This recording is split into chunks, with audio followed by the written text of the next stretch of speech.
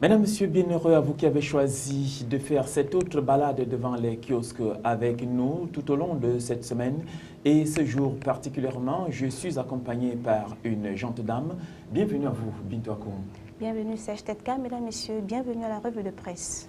Cette revue de presse, nous l'ouvrons tout naturellement par le quotidien Mutation qui nous parle ce jour de l'opération Épervier et présente à sa grande une la gendarmerie et la police dessaisis des dossiers.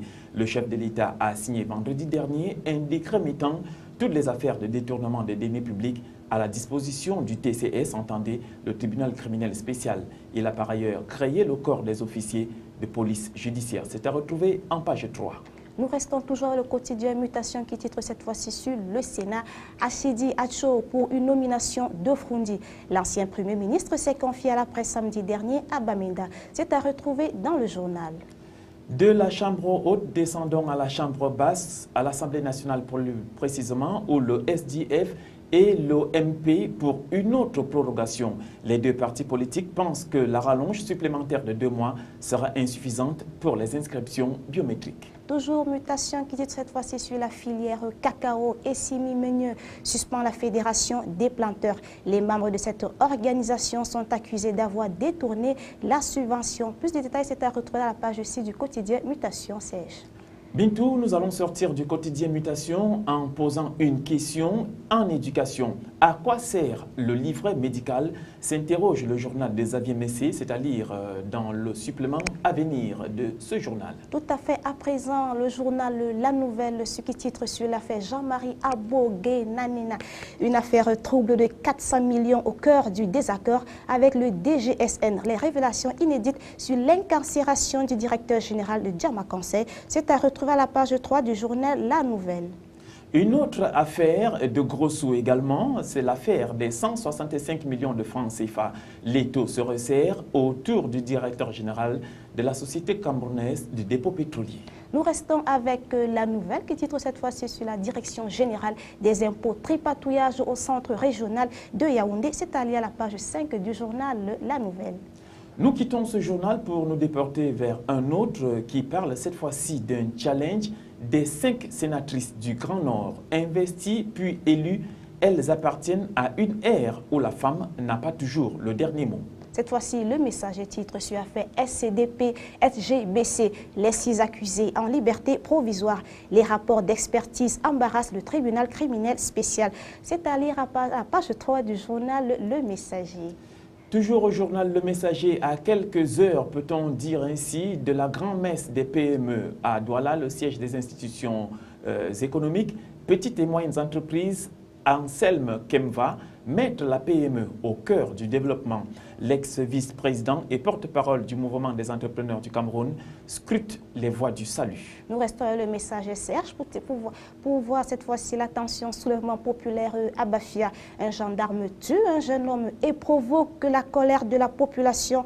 L'axe routier Yaoundé Bafoussam paralysé. Et puis le bilan renfort musclé procède à des arrestations nocturnes. C'est à retrouver dans le journal à la page 2. Cette fois, déportons-nous dans le Grand Nord et plus précisément parlons de braconnage avec l'œil du Sahel. 4 gardes abattus dans le parc national du Faro, des éleveurs Bororo venus du Nigeria soupçonnés.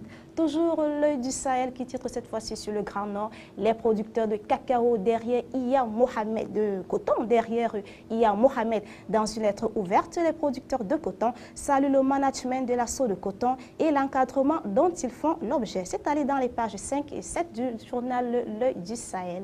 Restons dans l'œil du Sahel et aussi dans le Septentrion, plus précisément dans le Logonéchari, où les Kotoko célèbrent leur culture à Afadé.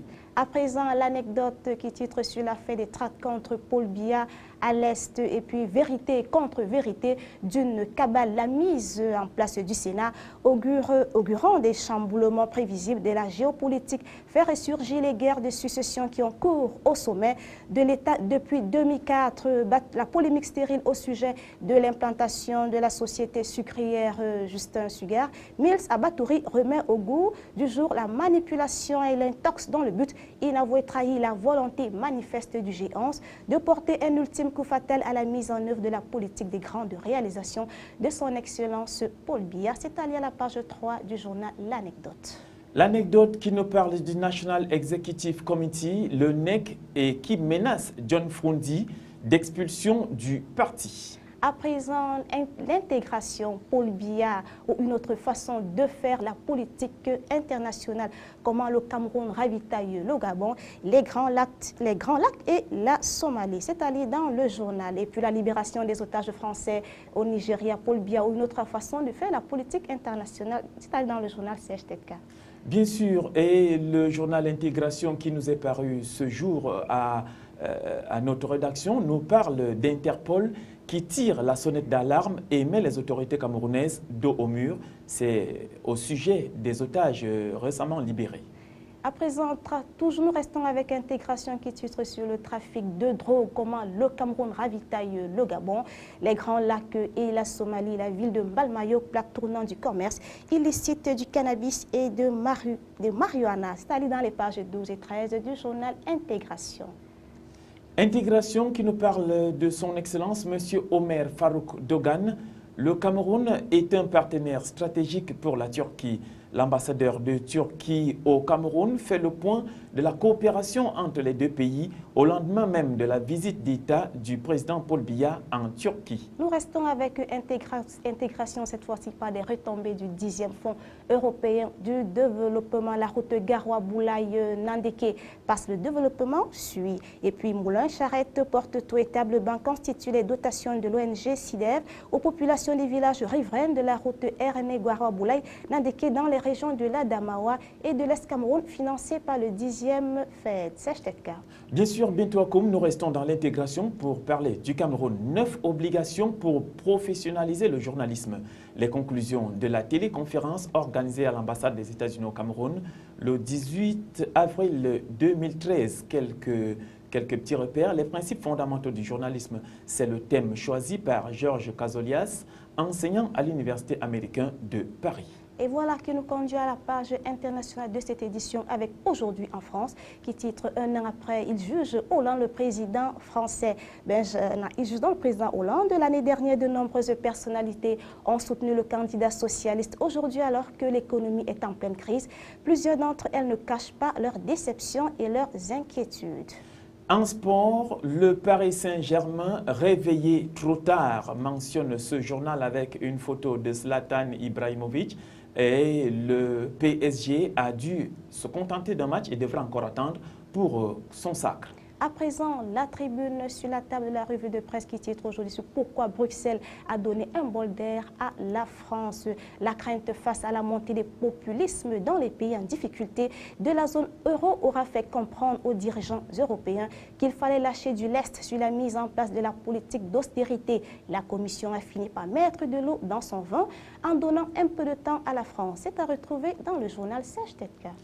Bintou, la tribune nous parle de l'affaire Dailymotion qui fait encore des vagues à Bercy, craignant pour l'image de la France auprès des investisseurs étrangers. Fleur Pellerin tacle Montebourg pour sa responsabilité dans cet échec. Nous restons avec la tribune sur les pistes du ex-TX France pour tenter de se remettre à flot pour assurer d'éventuels acheteurs.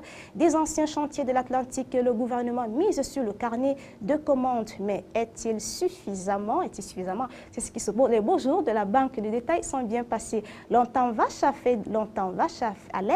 Des banques françaises, la banque de détail a vu son chiffre d'affaires baisser en 2012 pour la première fois.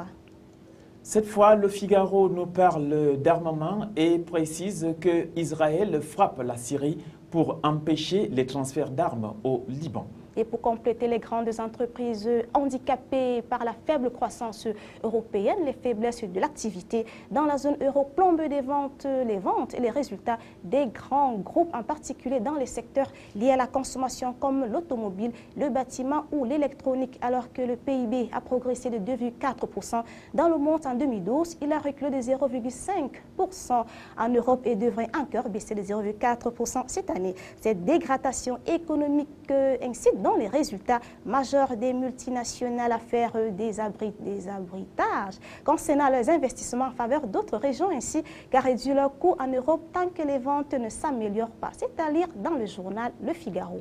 Le Figaro qui nous parle de politique et parle de la charge de Mélenchon, le blues des socialistes.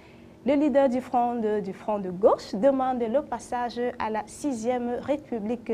Et puis l'armée israélienne a procédé dimanche matin à une série de bombardements aux abords de Damas visant les milices iraniennes destinées au Hezbollah libanais. Selon Tel Aviv, Tchala multiplie les incursions dans la région avec ses F-16 pour tenter d'empêcher un transfert d'armes stratégiques de l'arsenal syrien au Hezbollah. Un autre journal nous parle, cette fois, c'est Le Monde, qui nous parle de Arnaud Montebourg au syndicat. Le gouvernement ne se couche pas. Le Monde a organisé une rencontre entre le ministre et 3 syndicalistes de PSA, ArcelorMittal et XTX. Et puis Le Monde, cette fois-ci, qui titre en culture sur le cinéma français, bonne santé trompeuse, le cri d'alarme de Michel Hazavicus derrière des résultats records. En 2012, des mutations inquiétantes et puis la fin de l'Europe stupide. C'est à retrouver dans le journal pour plus de détails. À présent, les échos, c'est avec vous, Serge Tetka. Oui, les échos qui parlent de déficit, un répit pour la France qui inquiète Berlin. Alors, l'Europe donne 2 ans de plus à Paris pour réduire le déficit à moins de 3% du PIB. Le ministre allemand des Finances insiste, lui, sur les réformes structurelles à mener. En 2014, avec 57,1%, la France aura le plus haut niveau de dépenses publiques de l'Union. Nous restons avec les échos et cette fois-ci en énergie ou solaire. Bruxelles accélère sa riposte au dumping chinois et puis la Commission européenne pourrait annoncer dès mercredi de lourdes taxes douanières sur les panneaux solaires importés de Chine. C'est à retrouver à la page 13 du journal Les Échos. Les Échos, toujours nous poursuivons avec les Échos. Il serait raisonnable de prolonger de 2 ans le délai le délai accordé à la France pour ramener le déficit sur les 3%. Une chose est claire, nous ne pouvons pas abandonner le chemin des réformes et puis c'est la fin du dogme de l'austérité. Il n'y a plus de fétichisme du chiffre. C'est donc sur ce fétichisme de chiffres, Bintou Akoum, que nous mettons un terme à cette balade devant les titres et merci d'avoir été là. Merci Serge Tetka. Mesdames, Messieurs, merci à tous de nous avoir suivis. Restez sur Camus 24, les informations sont en continu.